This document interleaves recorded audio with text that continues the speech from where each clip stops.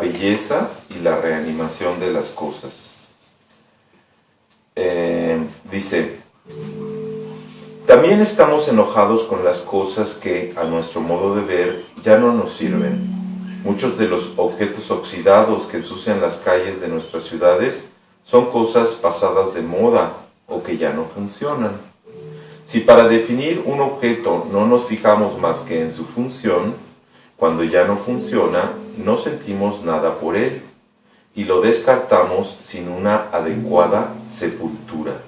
Wow, fíjense que eso es impresionante, porque yo desde la sustentabilidad, desde la educación con los jóvenes, bueno, y todo el mundo, lo que practicamos en Ecodiálogo, que le llamamos educación para la vida, pues muchas veces les planteo y me lo planteo en la vida cotidiana este asunto. O sea, ¿cómo sería si con tanta alegría y con tanta dedicación y ahora por el internet, porque ahora pues ya la compra así en presencia ya está muriendo, que le dedicas para ver el modelo del auto y del celular y del nuevo equipo de sonido y la ropa y te mides y vas y lo que sea?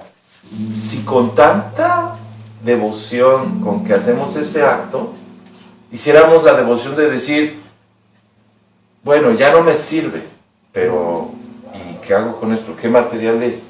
¿Es reciclable? ¿No es reciclable? ¿A dónde va a ir a dar? Las cajas, ¿no? Abres el refrigerador, saca y sale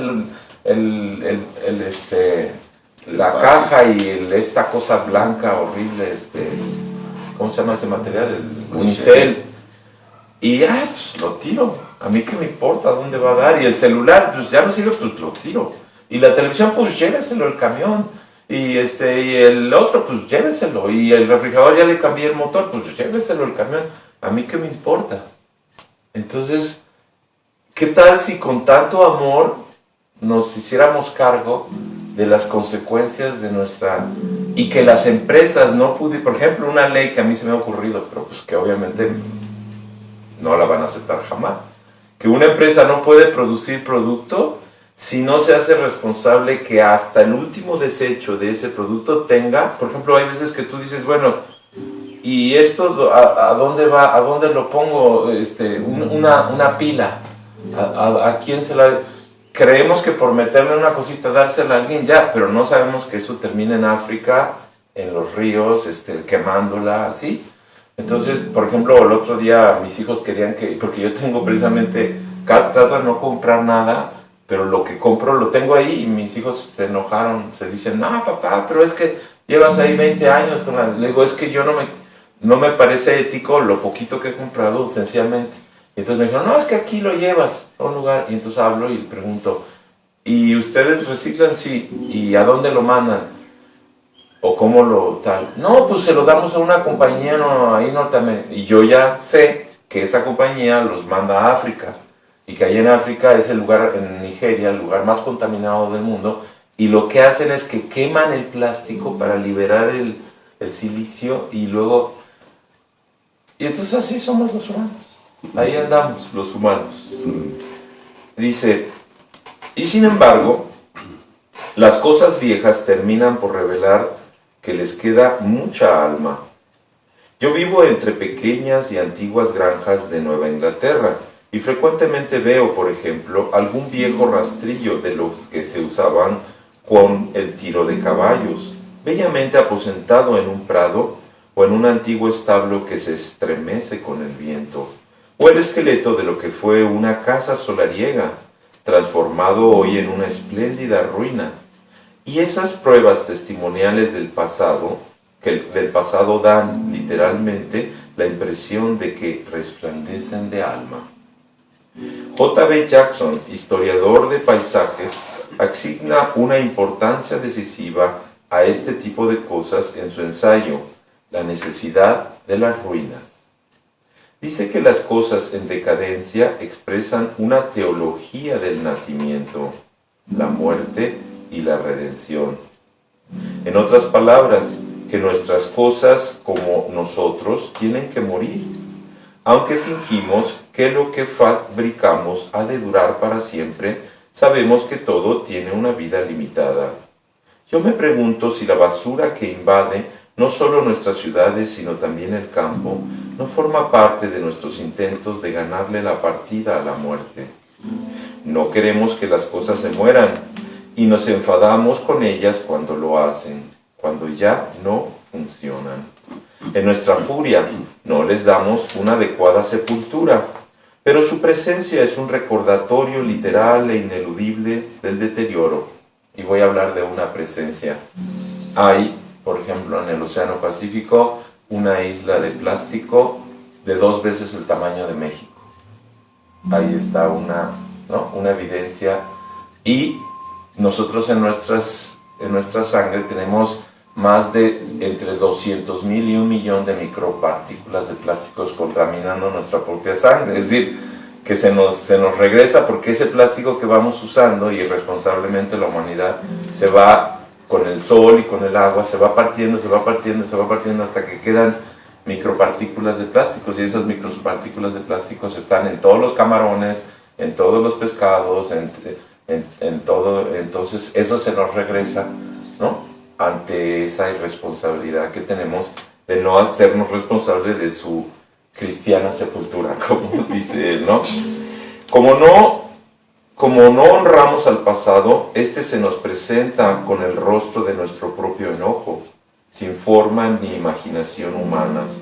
Como no recordamos los días de antaño, las cosas de entonces se amontonan en las calles de nuestras ciudades. Jackson señala que un monumento es etimológicamente un recordatorio. Nuestras basuras son un recordatorio, todavía no saneado por la imaginación del pasado que hemos descuidado. El principio fundamental en el cuidado del alma es que ésta necesita que la atiendan. Si no nos ocupamos de las cosas en su sufrimiento y decadencia, suponiendo que como no son humanas no sufren, entonces su muerte nos oprimirá en el sentido literal y sintomático.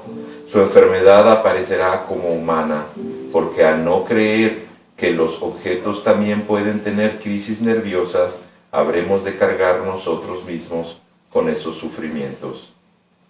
Cuando las cosas mueren para la función que tenían, pueden resucitar como imágenes de la historia, y la historia es un buen alimento para el alma. Decoramos nuestro hogar con antigüedades a fin de capturar más alma, y los museos son un punto central en nuestras ciudades. En un mundo que niega la muerte, también la vitalidad puede palidecer, porque muerte y vida son 2 caras de la misma moneda. O la muerte puede aparecer de forma literal. Nuestras basuras, por ejemplo, han llegado a adquirir un carácter tan obsesivo y demoníaco que ya no podemos enterrarlas, y su capacidad de contaminar nuestro mundo se va haciendo más clara, especialmente cuando fabricamos cosas que ya desde el principio excluyen su propia muerte. Cuando diseñamos objetos para que sean inmortales, volvemos literalmente reales la resurrección y la inmortalidad. Cuando han dejado de sernos útiles, esos objetos no se van. En El hombre del traje blanco, una antigua película protagonizada por Alec Guinness, un hombre inventa un traje blanco que jamás se ensucia ni se gasta. Al principio parece un triunfo de la tecnología y un regalo para la humanidad, pero pronto se ve que ese traje eterno es una maldición que priva de sustento a los trabajadores y de alma al proceso de manufacturación.